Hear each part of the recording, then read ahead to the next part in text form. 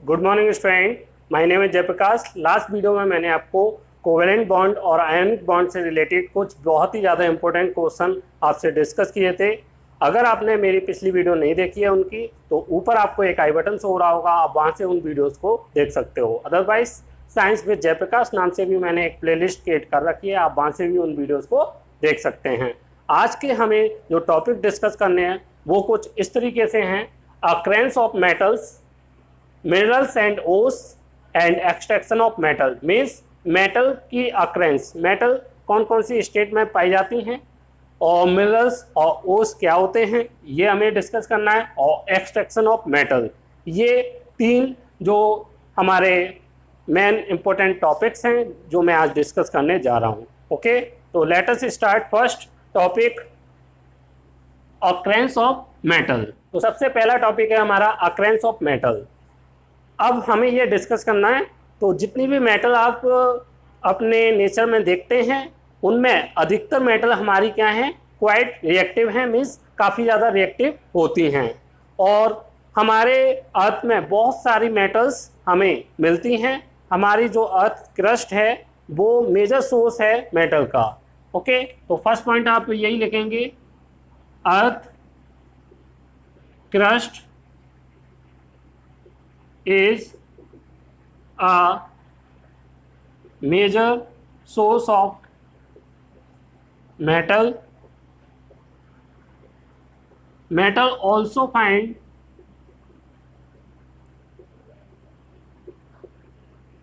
from sea water. Okay, तो सी water में भी आपको मेटल्स देखने को मिलती हैं, किस फॉर्म में, NaCl, MgCl2। ये आपको सी वाटर में आपको देखने को मिलेंगी। अर्थ क्रस्ट में आपको मेटल हमारे किस नेचर में मिलेंगी ये भी आपको देखना पड़ेगा। तो अर्थ क्रस्ट में हमारी बहुत सारी मेटल्स अवेलेबल हैं, लेकिन उनमें आप देखेंगे जितनी भी मेटल हैं अधिकतर क्वाइट रिएक्टिव हैं, हाई रिएक्टिव हैं, जिसकी वजह से आप देखेंगे वो मेटल हमारी कंबाइंड फॉर्म में मिलती हैं, फ्री स्टेट में आपको देखने को नहीं मिलेंगी।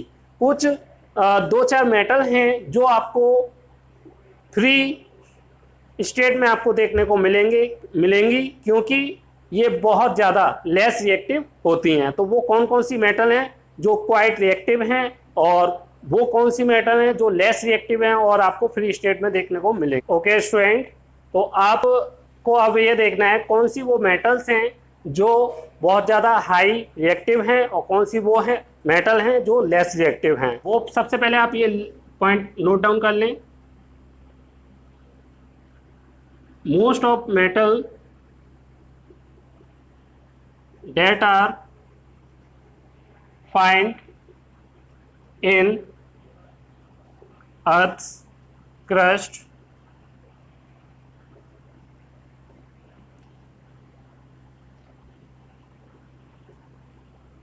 are quite reactive, so they are found in combined form, means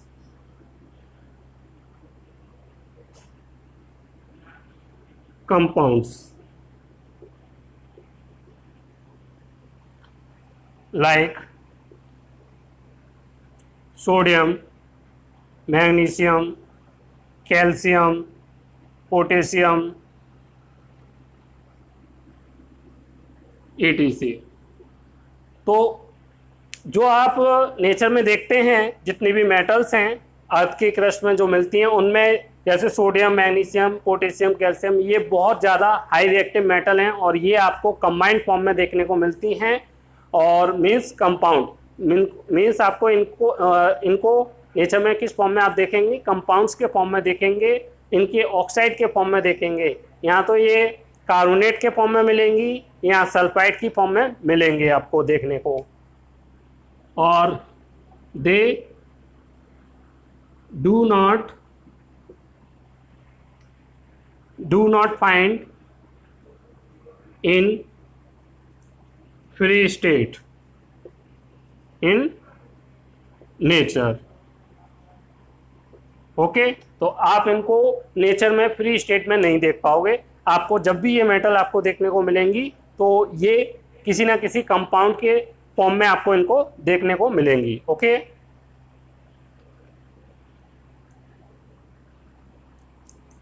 लेकिन कुछ मेटल हैं जो आपको फ्री स्टेट में देखने को मिलती हैं अधिकतर, तो उन मेटल को हम बोलते हैं less reactive metal.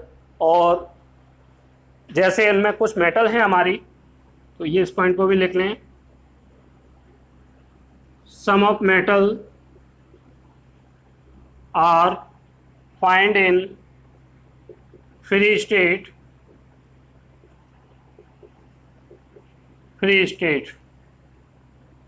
in nature because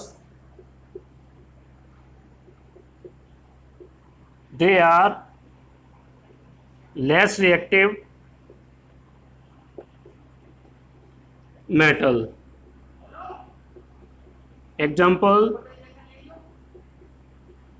example में आप copper, Ag silver, platinum and Au gold, ये 4 मेटल हैं आपको copper, silver, platinum and gold जो आपको फ्री स्टेट में देखने को मिलेंगी। क्यों? क्योंकि ये लेस रिएक्टिव मेटल है हमारी, इस वजह से। बाकी की जितनी भी मेटल आप अर्थ की क्रस्ट की जितनी भी मेटल हैं वो आपको किस फॉर्म में मिलेंगी? कंपाउंड्स के फॉर्म में देखने को मिलेंगी। ये आपको इनके ऑक्साइड की फॉर्म में देखने को मिलेंगी। ओके, ये मेटल हैं जो आपको फ्री स्टेट में देखने को मिल सकती हैं। ये भी आपको कई बार या तो सल्फाइड की फॉर्म में देखने को मिलेंगी, सल्फाइड, अदरवाइज आपको कार्बोनेट की फॉर्म में भी ये देखने को मिल सकती हैं। ओके, तो अब हम मिनरल्स और ओस को जानने की कोशिश करेंगे। क्या मिनरल्स होते हैं और ओस हम किसको बोलते हैं? तो मिनरल्स वो नेचुरल सब्सटेंस होते हैं, नेचुरल मटेरियल होते हैं जो हमें अर्थ की क्रस्ट के नीचे मिलते हैं, अर्थ की क्रस्ट में देखने को मिलते हैं और उनमें मेटल प्रेजेंट होती हैं। तो ऐसे नेचुरल मटेरियल जो अर्थ की क्रस्ट के नीचे मिलेंगे आपको और उनमें मेटल प्रेजेंट होगी, ऐसे मटेरियल्स को हम बोलते हैं मिनरल्स। तो those natural material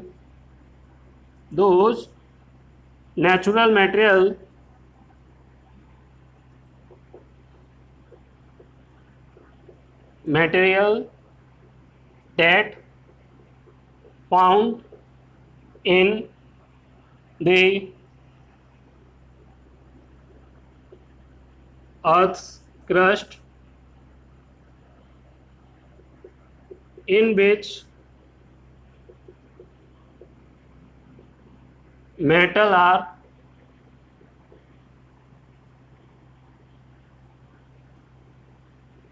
present is called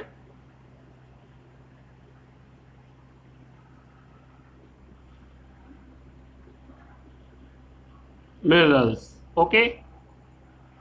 okay, अब ओस क्या होता है?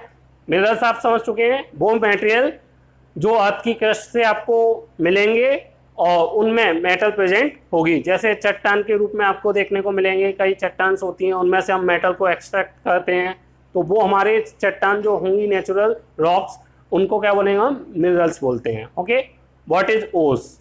ओस वो मिनरल्स होते हैं जिनमें से हम मेटल निकाल सकते हैं। उनमें भी वो मेटल जिनमें वो मिनरल्स जिनसे हम मेटल को कन्वेनिएंट मीन्स इजी वे से आसानी से निकाल पाएँ और प्रॉफिटेबली निकाल पाएँ, मीन्स उसका हमें प्रॉफिट हो।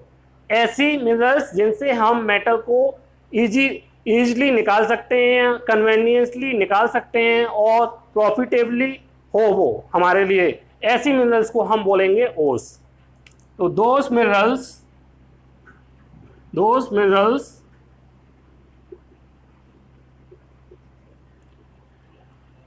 in which या from which those metal in which metal are extract from it conveniently and profitably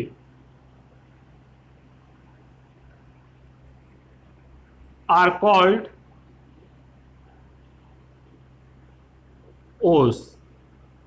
okay, तो वो मिनरल्स जिनसे हम मेटल को एक्सट्रैक्ट कर सकते हैं easy, convenient means easy way में इजीली हम निकाल पाएं, और प्रॉफिटेबल वो हमारे लिए प्रॉफिट का एक माध्यम हो जिससे हमें प्रॉफिट हो, ऐसी मिनरल्स को हम बोलेंगे ओस। सभी मिनरल से मेटल को निकाल पाना आसान नहीं होता है, इसीलिए वो मेटल्स को हम उन मिनरल्स को हम और बोल रहे हैं जिनसे मेटल को निकालना इजी होता है और काफ़ी प्रॉफिटेबल होता है। ओके, ये आपकी और हो गई।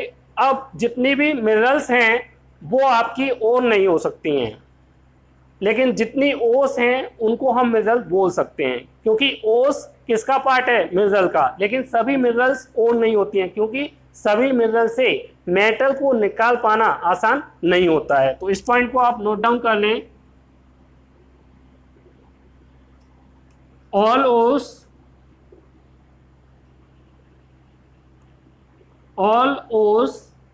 Are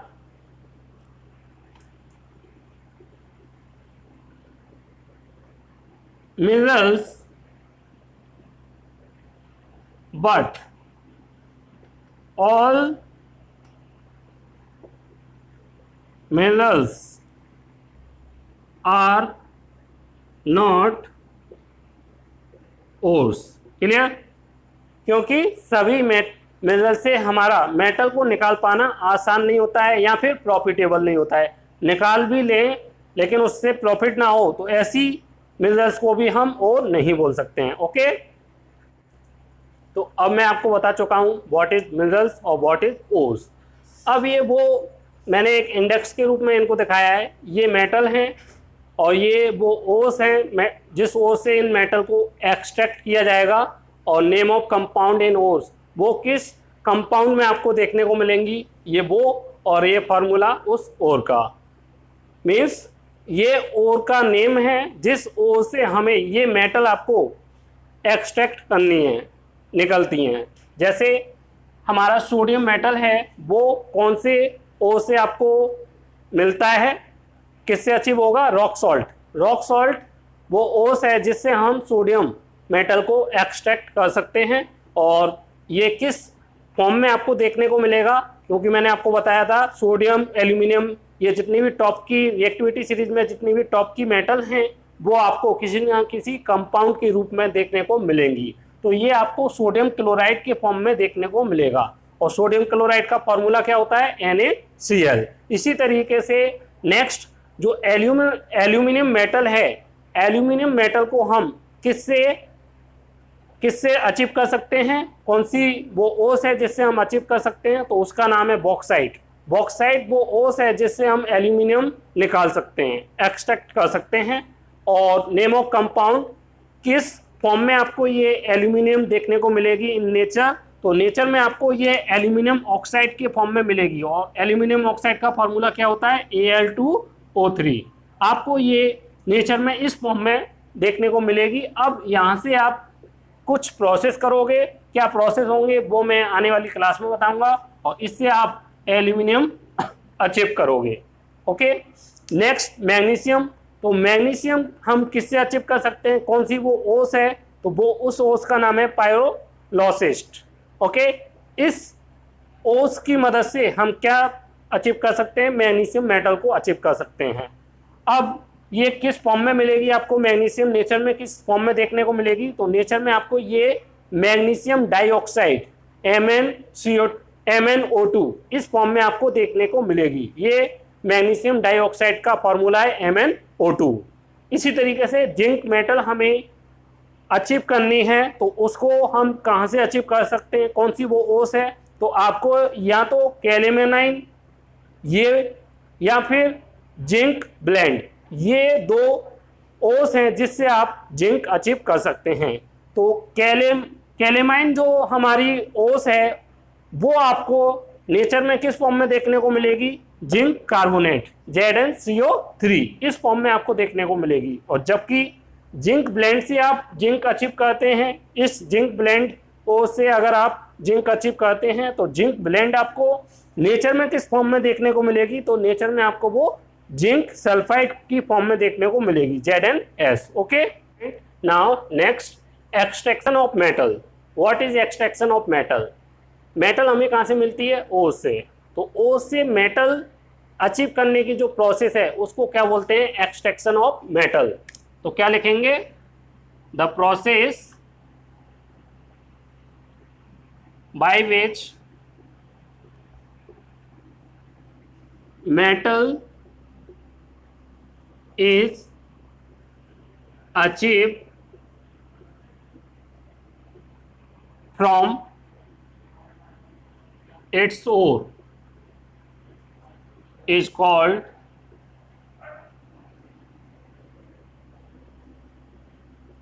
extraction of metal।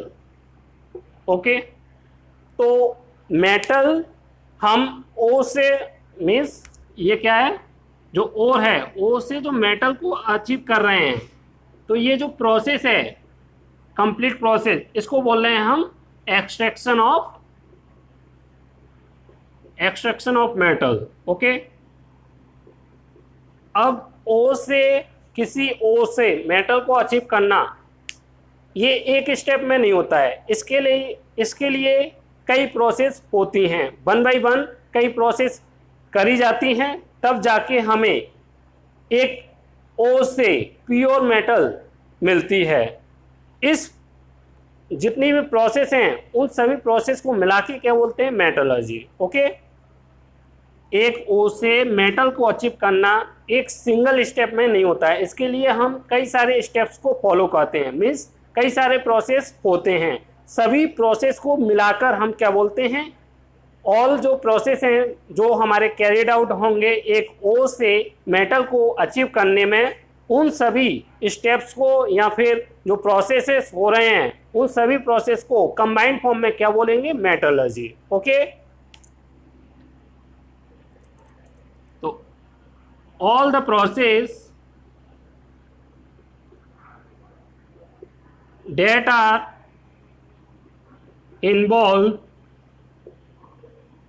in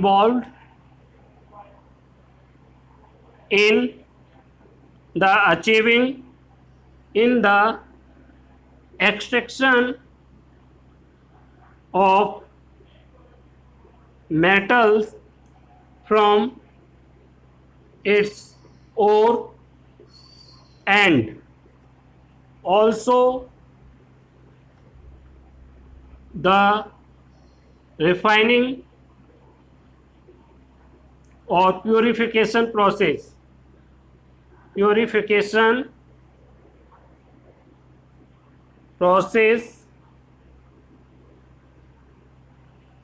are combinedly called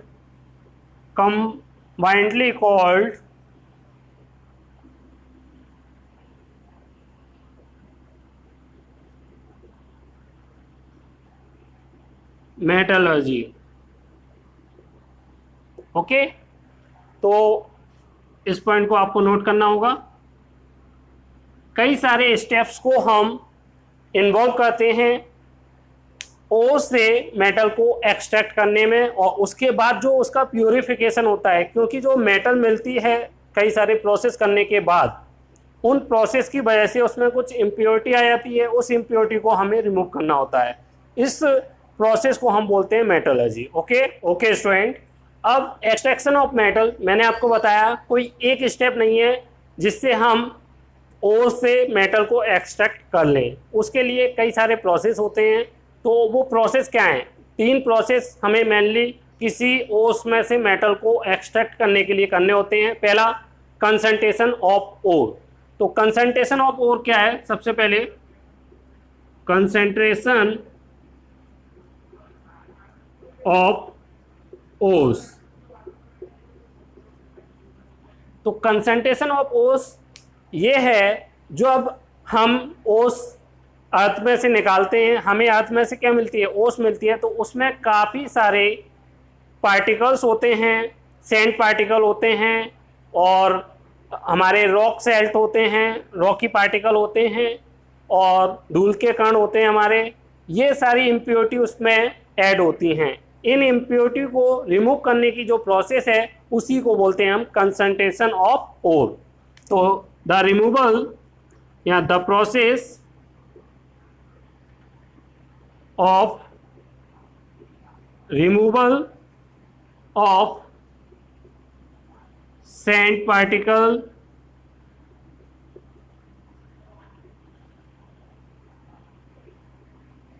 rocky particle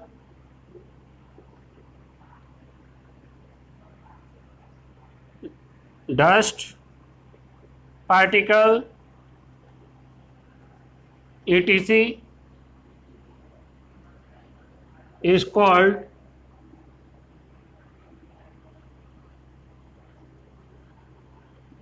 concentration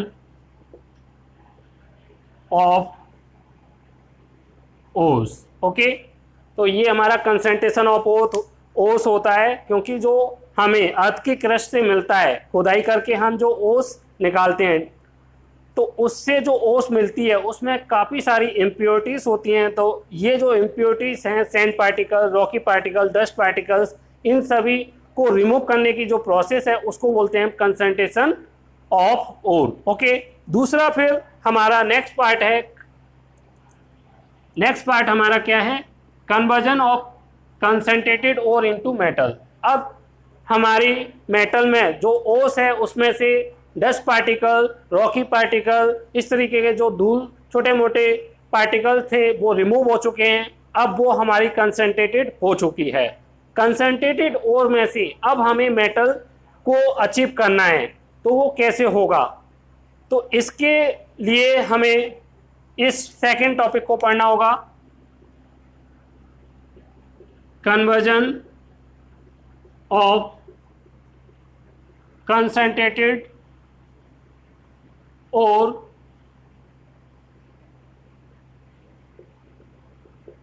into metal. तो इसमें क्या करते हैं हम, जो कंसंट्रेटेड ओ है उसको सबसे पहले हम ओ से किस में कन्वर्ट करते हैं? ओ से हम करते हैं उसको उसके ऑक्साइड में कन्वर्ट करते हैं, मेटल ऑक्साइड में कन्वर्ट करते हैं इसको, मेटल ऑक्साइड। और मेटल ऑक्साइड के बाद हम इसको मेटल में कन्वर्ट करते हैं। अब मेटल ऑक्साइड से मेटल में कन्वर्ट करने के लिए हमें अलग अलग प्रोसेस को फॉलो करना होता है। वो डिपेंड करता है मेटल की रिएक्टिविटी पर। कौन सा मेटल कितना ज़्यादा रिएक्टिव है, मीन्स जिस ओर से हम उस मेटल को रिलीज करा रहे हैं, इस ओर में हमारा कौन सा मेटल है और उसकी रिएक्टिविटी क्या है, कितना ज़्यादा एक्टिव है या कितना ज़्यादा लेस रिएक्टिव है, उस बात पर हमारा ये डिपेंड करेगा कि कौन सा मेथड यूज़ करना है मेटल ऑक्साइड से उसके मेटल ऑक्साइड से मेटल को अचीव करने के लिए। ओके, तो ये अब मैं आपको बताने जा रहा हूँ कौन कौन से प्रोसेस। अब हमारे जो मेटल हैं 3 तरीके के आपको देखने को मिलेंगे। एक हाई रिएक्टिव मेटल, ओके, दूसरा आपका हो सकता है मीडियम और मॉडरेट,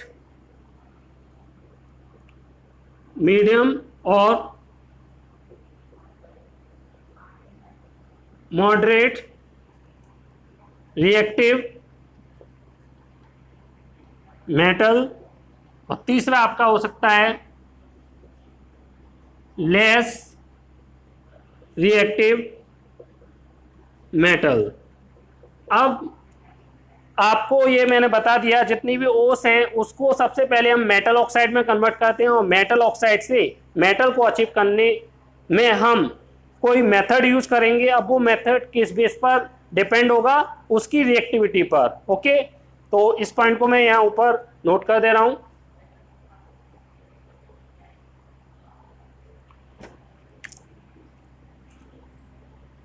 द मेथड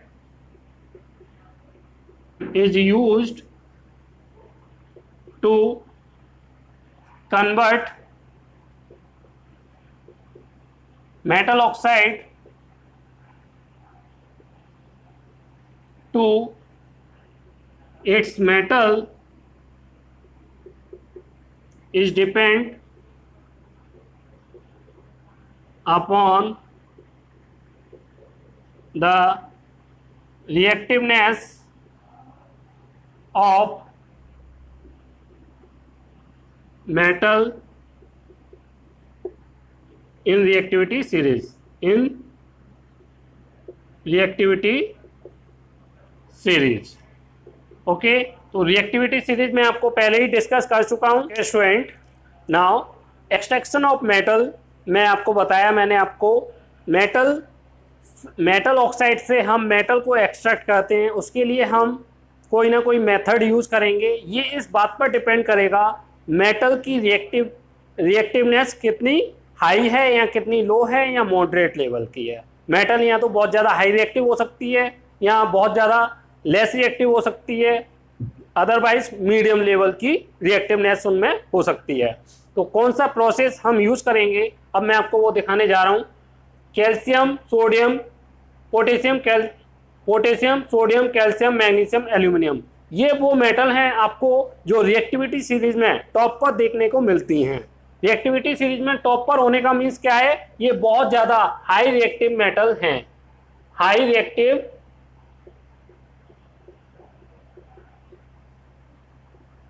मेटल हैं, ये आपको देखने को मिलेंगी। अब ये हाई रिएक्टिव मेटल हैं, इसलिए हम इनको किस मेथड के थ्रू, इनके जो मेटल ऑक्साइड हैं, मेटल ऑक्साइड हैं इनके, उनसे कैसे हम मेटल को अचीव करेंगे, तो उसके लिए हम कौन सा मेथड यूज करते हैं, इलेक्ट्रोलाइसिस प्रोसेस का यूज करते हैं।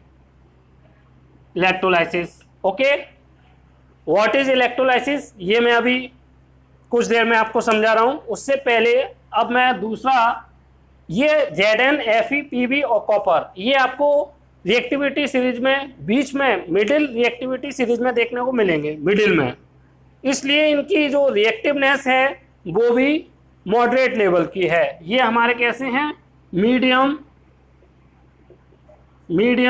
Reactive element.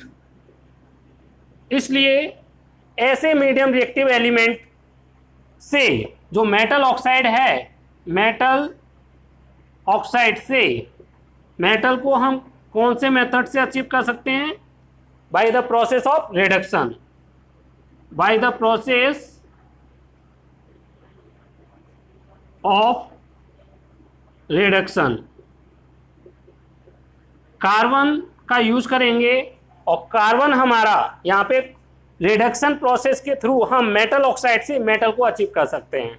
मींस इन मेटल के ऑक्साइड से मेटल को अचीव किस प्रोसेस के थ्रू करेंगे, रिडक्शन प्रोसेस के थ्रू। और रिडक्शन हम कौन से एलिमेंट से कराएंगे, कार्बन। कार्बन हमारा एक बहुत ज़्यादा अच्छा रिड्यूसिंग एजेंट है, तो यहाँ पे हम कौन सा, carbon is a reducing agent. इस कार्बन का यूज हम इन सभी मेटल ऑक्साइड से मेटल को अचीव करने में जो रिडक्शन प्रोसेस होगा उसके लिए यूज करेंगे। ओके, बाकी का ये कॉपर और Hg, ये हमारे लेस रिएक्टिव हैं। लेस रिएक्टिव एलिमेंट हैं या मेटल हैं, तो इनसे हम जो मेटल ऑक्साइड से मेटल को अचीव करेंगे वो सिंपल हीटिंग के थ्रू हो जाएगा। सिंपली हीट कर देंगे हम इनको, हल्का सा हीट करने पर हमें इनकी मेटल ऑक्साइड से मेटल अचीव हो जाएगी। और Ag, Au और Pt मीन्स सिल्वर और Au गोल्ड और Pt मीन्स प्लेटिनियम, ये वो मेटल हैं जो आपको नेचर में फ्री स्टेट में देखने को मिलती हैं, इनकी कंपाउंड फॉर्म होती ही नहीं है, तो ये अपने आप में मेटल हैं, इसलिए इनसे मेटल निकालना ये अपने आप में मेटल हैं। ओके, तो आपको मैंने 3 चीज़ें बताई यहाँ पे। जो हाई रिएक्टिव मेटल हैं, जो रिएक्टिविटी सीरीज में आप टॉप पर देखते हैं, उनसे मेटल ऑक्साइड से मेटल को अचीव करने के लिए हम इलेक्ट्रोलाइसिस प्रोसेस का यूज़ करेंगे। दूसरा ZnFePb और कॉपर, ये जो हमारे मीडियम रिएक्टिव एलिमेंट हैं, इसलिए इनसे जब हम मेटल ऑक्साइड से मेटल को अचीव करेंगे तो वो रिडक्शन प्रोसेस के थ्रू हम अचीव करेंगे। और रिडक्शन में हम कार्बन को as a reducing agent use करेंगे। कैसे? रिड्यूसिंग एजेंट के तौर पर हम कार्बन को यूज करेंगे यहाँ पे। Okay, clear? तीसरा, कॉपर और Hg हमारे लेस रिएक्टिव एलिमेंट हैं, लेस रिएक्टिव मेटल हैं, इसलिए इनको अगर हम सिंपली हीट कर दें, हल्का सा हीट करेंगे, उतने पर हमारे मेटल ऑक्साइड से मेटल अचीव हो जाएगी। और Ag, Au और Pt, Ag हमारा सिल्वर, Au गोल्ड और Pt प्लेटिनियम, ये हमारे 3 मेटल हैं जो आपको फ्री स्टेट में देखने को मिलेंगे। ओके, तो इस तरीके से हम एक्सट्रैक्शन ऑफ मेटल करते हैं। और अब आप कहेंगे, ये इसमें एक पॉइंट आपको और नोट करने वाला है, ये जो मेटल हैं इनमें हम कार्बन का यूज नहीं करते हैं, इलेक्ट्रोलाइसिस प्रोसेस का यूज करना पड़ रहा है। कार्बन एक रिड्यूसिंग एजेंट है, यहाँ पे भी वर्क कर सकता था, लेकिन ऐसा ना करने के पीछे रीजन है, जो यहाँ पे जो मेटल हैं Na, कैल्शियम, मैग्नीशियम और एल्यूमिनियम, ये बहुत ज़्यादा क्या है, जो ऑक्सीजन मीन्स इनके जो ऑक्साइड हैं, इनका अट्रैक्शन ऑक्सीजन के और कार्बन, ये हमारा कार्बन है, ये ऑक्सीजन है, इन सभी मेटल का अट्रैक्शन ऑक्सीजन से बहुत ज़्यादा है एज कंपेयर टू कार्बन। इस वजह से कार्बन इन सभी के मेटल ऑक्साइड से ऑक्सीजन को रिमूव नहीं करा पाता है और मेटल हमें नहीं मिलती है। एक बार और सुन लीजिए, ये जो मेटल हैं वो बहुत ज़्यादा अट्रैक्टिंग नेचर रखती हैं ऑक्सीजन के लिए, मीन्स ये ऑक्सीजन को अपनी ओर अट्रैक्ट करती हैं बहुत ज़्यादा, हाई फोर्स ऑफ अट्रैक्शन से। ओके, यहाँ अट्रैक्शन ज़्यादा है ऑक्सीजन के लिए as compare to carbon. Carbon के प्रति इनका उतना ज़्यादा आकर्षण नहीं है, अट्रैक्शन नहीं है। ओके, इस वजह से ये ऑक्सीजन को अपने से जुड़ा रखना चाहती हैं और कार्बन में वो कैपेबिलिटी नहीं है कि वो इनके जो मेटल ऑक्साइड हैं उससे ऑक्सीजन को रिमूव करा पाए और मेटल अचीव करा पाए। ओके, इस वजह से हमें इससे ज़्यादा पावरफुल मेथड यूज करना पड़ता है। तो वो सबसे ज़्यादा पावरफुल मेथड इसमें जो है वो कौन सा है? Electrolysis process. अब व्हाट इज इलेक्ट्रोलाइसिस, ये पॉइंट आपका रह गया है, इसको मैं आपको बता रहा हूं।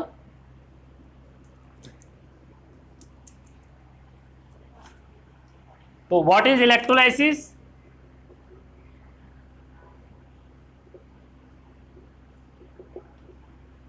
It is a process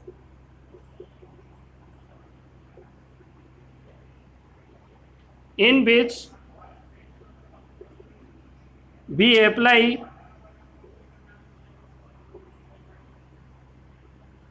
electricity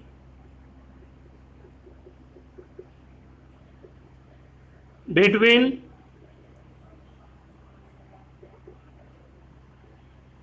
two electrode or metal salt। Okay, तो ये प्रोसेस क्या है, इसमें क्या करते हैं हम, इलेक्ट्रिसिटी पास कराते हैं उसके मेटल सॉल्ट में, या दो इलेक्ट्रोड के बीच में, दो इलेक्ट्रोड होते हैं और उसमें मेटल सॉल्ट होता है। जैसे ये हमारा बीकर है, इसमें CuSO4 कॉपर सल्फेट सॉल्ट है, इसमें मैं दो इलेक्ट्रोड लगाऊंगा और इस इलेक्ट्रोड का कनेक्शन एक सेल से कनेक्ट कर दूंगा। इस प्रोसेस को बोलते हैं हम इलेक्ट्रोलाइसिस प्रोसेस।